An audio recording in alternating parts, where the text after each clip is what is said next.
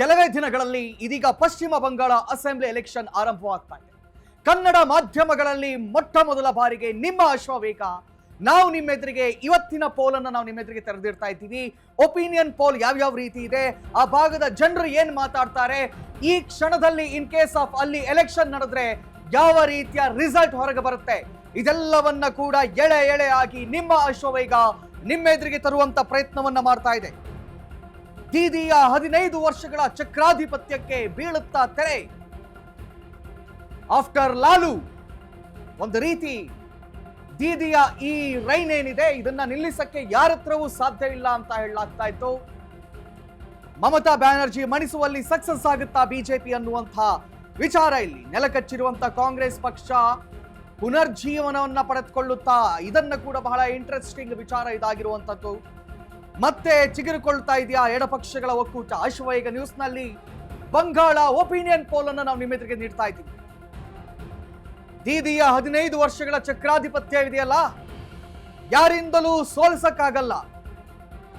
ಯಾವ ರೀತಿಯಲ್ಲಿ ರೋಮನ್ ಸಾಮ್ರಾಜ್ಯದಲ್ಲಿ ಸೀಸರ್ನ ಆಡಳಿತ ಇತ್ತೋ ಅದೇ ರೀತಿಯಲ್ಲಿ ಪಶ್ಚಿಮ ಬಂಗಾಳದಲ್ಲಿ ದೀದಿಯ ಆಡಳಿತ. ಯಾರು ದೀದಿಯನ್ನ ಸೋಲ್ಸೋಕೆ ಸಾಧ್ಯವೇ ಇಲ್ಲ ಅನ್ನುವಂಥ ಪುಂಖಾನುಪುಂಖ ಭಾಷಣಗಳನ್ನ ಮಾಡಲಾಗ್ತಾ ಇತ್ತಲ್ಲ, ಇದೀಗ ಏನಾಗುತ್ತೆ ಈ ಕ್ಷಣದಲ್ಲಿ 2026 ಜನವರಿಯಲ್ಲಿ ಎಲೆಕ್ಷನ್ ನಡೆದ್ರೆ ಪಶ್ಚಿಮ ಬಂಗಾಳದಲ್ಲಿ ಏನಾಗುತ್ತೆ, ಆ ಭಾಗದ ಜನರು ಏನು ಹೇಳ್ತಾರೆ, ಇದನ್ನ ನಾವು ನಿಮ್ಮ ಎದುರಿಗೆ ತೆರೆದಿಡ್ತಾ ಇವಿ ನಿಮ್ಮ ಬಿಗ್ ಎಕ್ಸ್ಕ್ಲೂಸಿವ್ ಸುದ್ದಿಯೊಂದಿಗೆ ನಿಮ್ಮ ಅಶ್ವವೇಗದಲ್ಲಿ.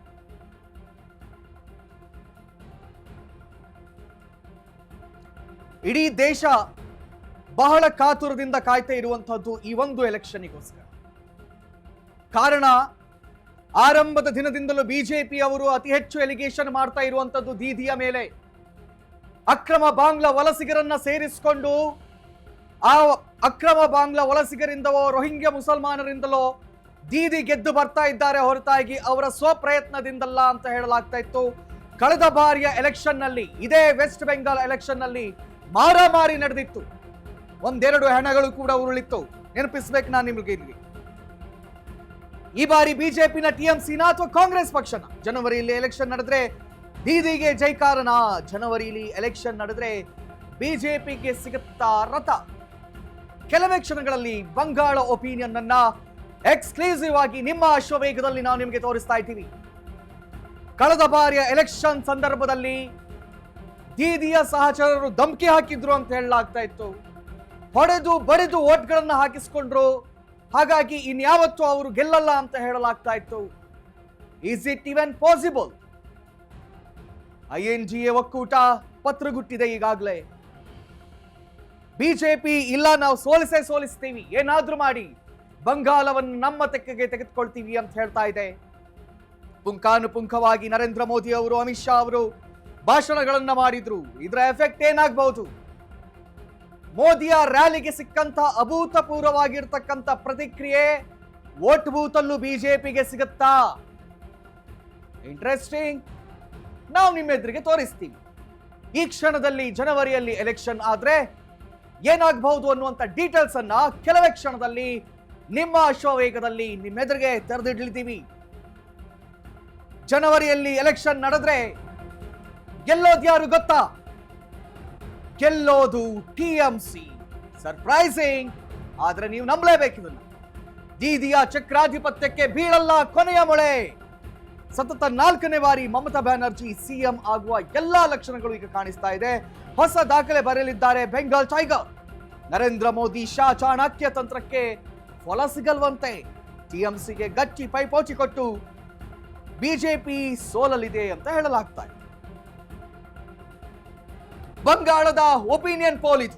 ಬಂಗಾಳದ ಒಪಿನಿಯನ್ ಪೋಲ್ ಬಿಜೆಪಿ ಪಡೆಯಲಿರುವ ಸ್ಥಾನಗಳೆಷ್ಟು ಗೊತ್ತಾ? ನಿಮ್ಮ ಅಶ್ವವೇಗ ನ್ಯೂಸ್ ನಲ್ಲಿ ಬೆಂಗಾಲ್ ಒಪಿನಿಯನ್ ಪೋಲ್ ನ ಪಿನ್ ಟು ಪಿನ್ ಡೀಟೇಲ್ಸ್ ಅನ್ನು ನಾವು ನಿಮ್ಮ ಎದುರಿಗೆ ಇದೀಗ ತೋರಿಸ್ತಾ ಇದ್ದೀವಿ. ನಿಮ್ಮ ಅಶ್ವವೇಗ ನ್ಯೂಸ್ ನಲ್ಲಿ ಬಿಗ್ ಎಕ್ಸ್ಕ್ಲೂಸಿವ್ ಆಗಿ ಕನ್ನಡ ಮಾಧ್ಯಮಗಳಲ್ಲೇ ಮೊದಲ ಹೆಜ್ಜೆ ನಮ್ಮದು. ಪಶ್ಚಿಮ ಬಂಗಾಳದ ವಿಚಾರದ ಕುರಿತಾಗಿ ಎಲೆಕ್ಷನ್ ನ ಒಪಿನಿಯನ್ ಪೋಲ್ ಅನ್ನ ಮೊದಲಿಗೆ ಬ್ರೇಕ್ ಮಾಡ್ತಾ ಇರೋದೇ ನಿಮ್ಮ ಅಶ್ವವೇಗ. ಬಹಳ ಹೆಮ್ಮೆ ಅಂತ ಹೇಳ್ಕೊಳ್ತೀವಿ ಇದನ್ನು. 2026ರಲ್ಲಿ ಎಲೆಕ್ಷನ್ ಏನ್ ನಡೆಯುತ್ತೆ, ಈ ಕ್ಷಣದಲ್ಲಿ ಜನವರಿಯಲ್ಲಿ ಇರುವಂತಹ ಯಾವುದೇ ಕ್ಷಣಕ್ಕೂ ಕೂಡ ಈ ಒಪಿನಿಯನ್ಗಳು ಬದಲಾಗಬಹುದು. ಫೆಬ್ರವರಿಯಲ್ಲಿ ಹೆಂಗಿರಬಹುದು ಅಥವಾ ಎಲೆಕ್ಷನ್ ಅನ್ನು ಯಾವ ಸಂದರ್ಭದಲ್ಲಿ ಮಾಡ್ತಾರೆ ಅಲ್ಲಿವರೆಗೆ ಯಾವುದೇ ರೀತಿಯಾಗಿರ್ತಕ್ಕಂಥ ಒಪಿನಿಯನ್ಗಳು ಚೇಂಜ್ ಆಗಬಹುದು. ಆದ್ರೆ ಸದ್ಯದಲ್ಲಿ ಈ ಜನವರಿಯಲ್ಲಿ ಇರುವಂತಹ ಒಪಿನಿಯನ್ ಅನ್ನ ನೀವು ನೋಡ್ತಾ ಹೋಗೋದಾದ್ರೆ ಒಟ್ಟು ಅಸೆಂಬ್ಲಿ ಸ್ಥಾನ ಎಷ್ಟಿದೆ? 296. ಸಣ್ಣ ಪುಟ್ಟ ರಾಜ್ಯ ಅಲ್ಲ ಅದು. ಬರೋಬ್ಬರಿ 296 ಕ್ಷೇತ್ರಗಳನ್ನು ಹೊಂದಿರುವಂತಹ ರಾಜ್ಯ ಹೊಂದಿದ್ರೆ ಅದು ಪಶ್ಚಿಮ ಬಂಗಾಳ, ವೆಸ್ಟ್ ಬೆಂಗಾಲ್. ಈ 296ರಲ್ಲಿ ಇನ್ ಕೇಸ್ ಆಫ್ ಅವರಿಗೆ ಮೆಜಾರಿಟಿ ಬೇಕಿದ್ರೆ 148 ಸ್ಥಾನಗಳನ್ನ ಪಡಿಬೇಕಾಗುತ್ತೆ. ಇಷ್ಟೆಲ್ಲ ಗಲಾಟೆಯ ನಂತರ, ಪಶ್ಚಿಮ ಬಂಗಾಳದಲ್ಲಿ ಇತ್ತೀಚೆಗೆ ಆಗಿರುವಂತಹ ಗಲಭೆಗಳ ನಂತರ, ಕೆಲವು ಪ್ರಾಂತ್ಯಗಳನ್ನ ರಾಷ್ಟ್ರಪತಿ ಆಡಳಿತಕ್ಕೆ ತೆಗೆದುಕೊಂಡ ನಂತರ, ನರೇಂದ್ರ ಮೋದಿ ಅವರು ಅಮಿತ್ ಶಾ ರವರ ರ್ಯಾಲಿಗಳ ಮೇಲೆ ರ್ಯಾಲಿಗಳ ನಂತರ, ಬೆಂಗಾಲ್ ಹೊತ್ತಿ ಉರಿದ ನಂತರ, ಭಾರತದ ಮೇಲೆ ಬಾಂಗ್ಲಾದೇಶ ಧಮ್ಕಿಗಳನ್ನ ಕೊಟ್ಟ ನಂತರವೂ ಪಶ್ಚಿಮ ಬಂಗಾಳದಲ್ಲಿ ದೀದಿಯ ಹವಾ ಹಂಗೆ ಮೇಂಟೈನ್ ಆಗುತ್ತಾ? ಅದು ಈಗ ಇರುವಂತಹ ದೊಡ್ಡ ಕ್ವಶನ್. ಈಚೆಗೆ ನಡೆದಂತಹ ಬಾಂಗ್ಲಾದೇಶದಲ್ಲಿ ನಡೆದಂತಹ ಗಲಭೆಗಳಾಗಿರ್ಬಹುದು ಅಥವಾ ಈ ಹಿಂದಿನ ಎಲೆಕ್ಷನ್ ನಲ್ಲಿ ದೀದಿ ನಡೆಸಿದಂತಹ ಗಲಾಟೆಗಳಾಗಿರ್ಬಹುದು, ಇದೆಲ್ಲದನ್ನ ಇಟ್ಟುಕೊಂಡು ಈ ಸಮೀಕ್ಷೆಯನ್ನ ನಾವು ನಿಮ್ಮೆದುರಿಗೆ ಇಡ್ತಾ ಇದ್ದೀವಿ. ಟಿಎಂಸಿ 170ರಿಂದ 185 ಸ್ಥಾನವನ್ನ ಪಡೆಯುತ್ತಂತೆ, 45.9%. ಇಷ್ಟೆಲ್ಲ ಆದ್ರೂ ಕೂಡ ದೀದಿಯ ಹವಾ ಒಂದು ಚೂರು ಕೂಡ ಡೌನ್ ಆಗ್ಲಿಲ್ಲ. ಇದನ್ನ ನೀವು ನೆನಪಿಟ್ಕೊಳ್ಬೇಕು. ಆದ್ರೆ ಅಭೂತಪೂರ್ವವಾಗಿ ಬಿಜೆಪಿ ಒಂದಿಷ್ಟು ಮತಗಳನ್ನ ಹೆಚ್ಚಾಗಿ ಪಡೆದುಕೊಳ್ಳುತ್ತೆ. 107ರಿಂದ 115, ಅರ್ಥಾತ್ 40%, 40.7% ಮತವನ್ನ ಬಿಜೆಪಿ ಪಡೆದುಕೊಳ್ಳುವಂತ ಎಲ್ಲಾ ಸಾಧ್ಯತೆಗಳು ಕೂಡ ಇದೆ. ಅದೇ ರೀತಿಯಲ್ಲಿ ಎಸ್ ಡಿ ಎ ನೋಡೋದಾದ್ರೆ 0ಯಿಂದ 5 ಸ್ಥಾನಗಳು. ಈ ಅದರಲ್ಲಿ ಕಾಂಗ್ರೆಸ್ ಕೂಡ ಬರುವ ಸಾಧ್ಯತೆ ಇದೆ. 1ರಿಂದ 4 ಸ್ಥಾನಗಳು, ಅಂದ್ರೆ 5.5% ಸ್ಥಾನಗಳನ್ನ ಕಾಂಗ್ರೆಸ್ ಪಡೆದುಕೊಂಡಿದೆ. ಯಾಕೆ? ಇಡೀ ರಾಜ್ಯದ, ಇಡೀ ದೇಶದ ಕಣ್ಣು ಇವತ್ತು ವೆಸ್ಟ್ ಬೆಂಗಾಲ್ ಮೇಲಿದೆ ಅಂತ ಹೇಳಿದ್ರೆ, ಬಾಂಗ್ಲಾದೇಶದಲ್ಲಿ ನಡೀತಾ ಇರ್ತಕ್ಕಂಥ ಘಟನೆಗಳೇನಿವೆ ಅಥವಾ ಬಾಂಗ್ಲಾದೇಶದಿಂದ ಬರ್ತಾ ಇರ್ತಕ್ಕಂಥ ನುಸುಳುಕೋರರು ಯಾರಿದ್ದಾರೆ ಅದನ್ನ ತಡಿಬೇಕಾದ್ರೆ ಮೊದಲಿಗೆ ವೆಸ್ಟ್ ಬೆಂಗಾಲ್ ಅನ್ನ ತನ್ನ ತೆಕ್ಕೆಗೆ ತೆಗೆದುಕೊಳ್ಳುವಂತಹ ಅನಿವಾರ್ಯತೆಗೆ ಮೋದಿ ಸರ್ಕಾರ ನಿಂತಿದೆ.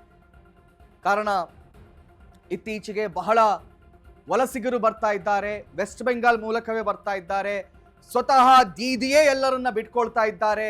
ಕಾರಣ ಏನು ಅಂತ ಹೇಳಿದ್ರೆ ಅವರಿಗೆ ವೋಟ್ ಬ್ಯಾಂಕ್ ಬೇಕು, ಓಟಿಗೋಸ್ಕರ ಅವ್ರು ಬಿಟ್ಕೊಳ್ತಾ ಇದ್ದಾರೆ ಅಂತೆಲ್ಲ ಇಷ್ಟು ವರ್ಷಗಳ ಕಾಲ ದೂರು ಹಾಕ್ತಾ ಬಂತಲ್ಲ ಬಿಜೆಪಿ.